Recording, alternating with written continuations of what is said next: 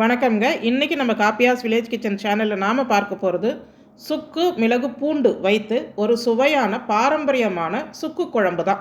இதை நீங்கள் ஒரு 2-3 மாதம் ஸ்டோர் பண்ணி வச்சு தாராளமாக பயன்படுத்தலாம்.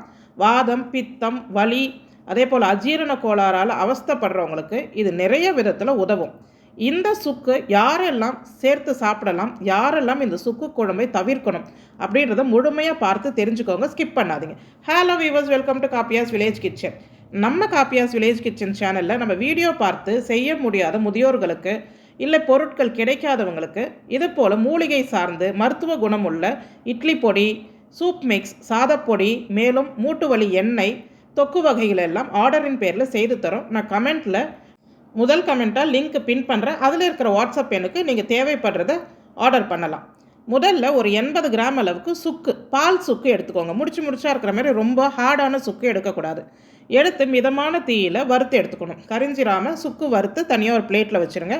அடுத்து அரை கப் அளவுக்கு தனியா, மல்லி விதை, அதையுமே ஒரு நிமிஷம் போல் மிதமான தீயில் வறுத்துருங்க. அது கூடவே ஒரு ஸ்பூன் அளவுக்கு வெந்தயம், நல்லா ஃபுல் ஸ்பூன் சேர்த்துக்கோங்க. வெந்தயம் சேர்த்து ஒரு 30 செகண்ட் வறுத்த பிறகு ஒரு ஸ்பூன் ஓமம், ஒரு ஸ்பூன் மிளகு, இதை எல்லாத்தையும் சேர்த்து நல்லா மிதமான தீயில் பொறுமையாக வறுத்து எடுத்து ஆற வச்சிடலாம். சுக்கில் 2 வகை இருக்குது. பால் சுக்கு நம்ம இந்த ஸ்வீட்டுக்கெல்லாம் செய்வோம், அதிரசம் இது போல் ஸ்வீட்டுக்கெல்லாம் அதை எடுப்போம், நல்ல மாவு மாதிரி வரும். ஒரு சில சுக்கு ரொம்ப ஹார்டாக இருக்கும், அது வாங்காதீங்க, பால் சுக்குன்னு கேட்டு வாங்குங்க. அதை ஆறட்டும், அதுக்குள்ளே நம்ம புளி ஊற வச்சிடலாம். நல்ல புளியாக எடுத்துக்கோங்க, அதிகமாக இந்த சக்கையெல்லாம் இல்லாத மாதிரி. பாருங்கள், ஒரு மீடியம் சைஸு சாத்துக்குடி அளவுக்கு புளி எடுத்துருக்குறேன். தோராயமாக ஒரு 92 கிராம், அதாவது 100 கிராம் புளி தேவைப்படும். உங்கள் புளியோட புளிப்புத்தன்மை பொறுத்து எடுத்துக்கோங்க.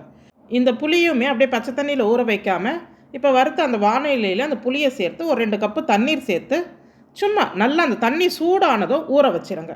இதை போல் ஊற வச்சு எடுக்கும் போது அந்த புளி நல்லா சாஃப்டாக கரைச்சி எடுக்க வரும். நமக்கு குழம்புக்கும் அது ஒரு நல்ல டெக்ஸ்சர் கொடுக்கும். அது போல் புளி கரைச்சி எடுத்துக்கலாம். இப்போ இந்த வறுத்து எடுத்த சுக்கை இடிச்சிட்டு தான் நம்ம மிக்சி ஜாரில் சேர்க்கணுங்க. இல்லைன்னா மிக்சி ஜார் பிளேடுக்கு சேதம் வர வாய்ப்பு இருக்குது. அதனால் இடிச்சிட்டு மிக்சி ஜாரில் சேர்த்து நல்லா பொடி பண்ணி ஜலிச்சு எடுக்கணும். இதை அப்படியே நான் பொடி பண்ணி கொட்டிடுறேன், அப்படி பண்ணக்கூடாதுங்க. இந்த ஸ்டெப் எல்லாமே ரொம்ப முக்கியம். அதனால் படிப்படியாக செய்துக்கோங்க. ஜலிச்சு எடுத்து அந்த சின்ன சின்ன சுக்கையும் மறுபடியும் அரைச்சி பாருங்கள். இந்த நாரை தான் நம்ம வேஸ்ட் பண்ணோம். இந்த நாரையும் தூரம் போட்டுறாதீங்க. டீ போடும் போது சாயங்கால வேளையில் சுக்கு பயன்படுத்தலாம். சாயங்கால வேளையில் டீ போடும் போது அதை பயன்படுத்திக்கோங்க. இந்த நைஸாக இருக்கிற சுக்கு பொடி மட்டும் எவ்வளோ இருக்குன்னு எடை போட்டு காமிச்சிடுறேன். எல்லா பொருளுமே இதே எடையில் எடுத்திங்கன்னா நமக்கு குழம்பு எவ்வளோ வருதுன்னு நான் உங்களுக்கு சொல்லிவிடுவேன். இப்போ பாருங்கள், ஒரு டாலரன்ஸ் ஒரு 5 கிராம் வச்சுக்கோங்க. 50 கிராம் அளவுக்கு சுக்கு பொடி தேவைப்படும்.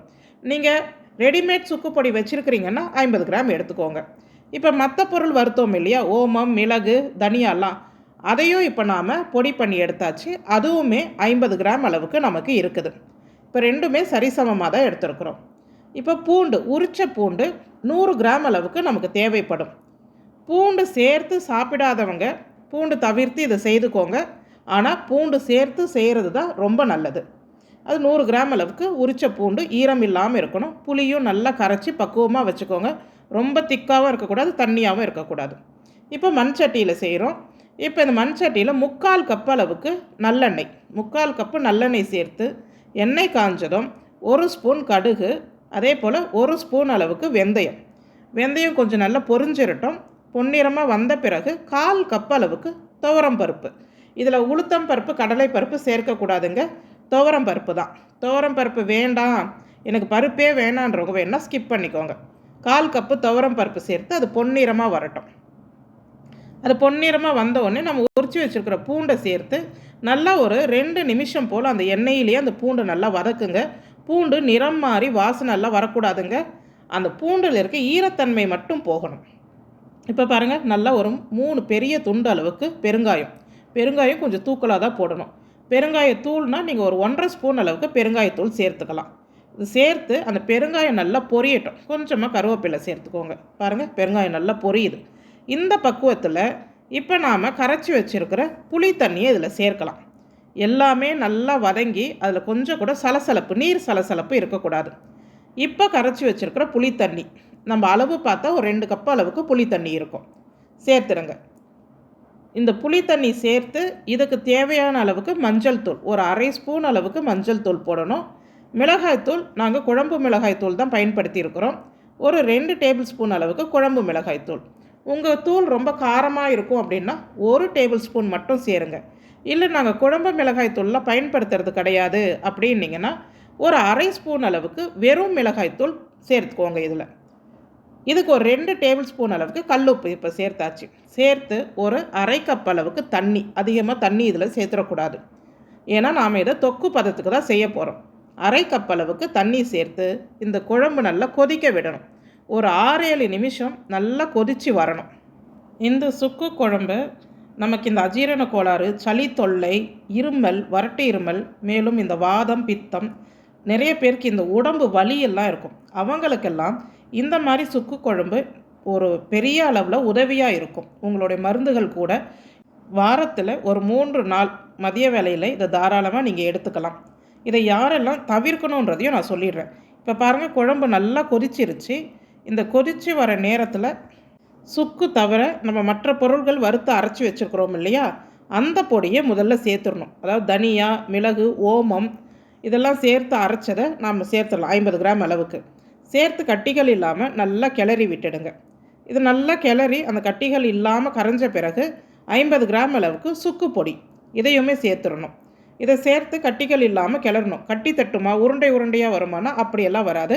ஆனால் பொறுமையாக லோ ஃப்ளேமில் வச்சுட்டு கிளறுங்க. ஏன்னா எண்ணெய் தெறிக்க ஆரம்பிச்சிடும். இப்போ நல்லா கொதிக்க ஆரம்பிச்சிருச்சு, எண்ணெய் தெளிய ஆரம்பிக்கும். அதனால் ஆரம்ப நிலையில் செய்து பார்க்குறவங்க கொஞ்சம் கேர்ஃபுல்லாக தான் இது போல் எண்ணெய் தெறிக்கிற குழம்பு வகைகளை பக்குவமாக செய்யணும்.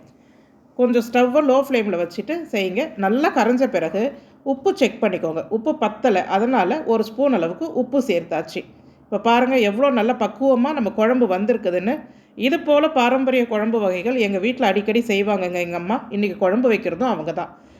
நம்ம சேனலில் இது போல் குழம்பு வகைகள், மருத்துவ குழம்பு வகைகள்னே பிளேலிஸ்ட்டில் கொடுத்துருக்குறேன். எடுத்து பாருங்கள், செய்து பயன்படுத்துங்க. கடைசியாக ஒரு 1/4 கப் அளவுக்கு நல்லெண்ணெய் சேர்த்துடணும்.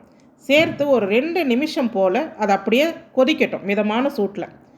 இப்போது நாம் கருப்பட்டி இல்லை நாட்டு சக்கரை இல்லைன்னா வெல்லம் ஏதாவது ஒன்று எடுத்துக்கோங்க. ஒரு 10-15 கிராம் அளவுக்கு சேர்த்துடணும். நான் கருப்பட்டி தான் சேர்க்குறோம். பாருங்கள், நல்ல கருப்பட்டி, அதில் எதுவும் தூசி இருக்காது, அதனால் நேரடியாகவே சேர்த்தாச்சு. மூடி போட்டு ஒரு 2-3 நிமிஷம் மிதமான தீயில் வச்சு ஸ்டவ் ஆஃப் பண்ணிவிடுங்க.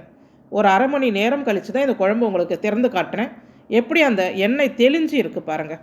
இந்த பக்குவத்தில் நாம் செய்யும்போது இதில் தக்காளி, வெங்காயம் எதுவுமே சேர்க்கலை.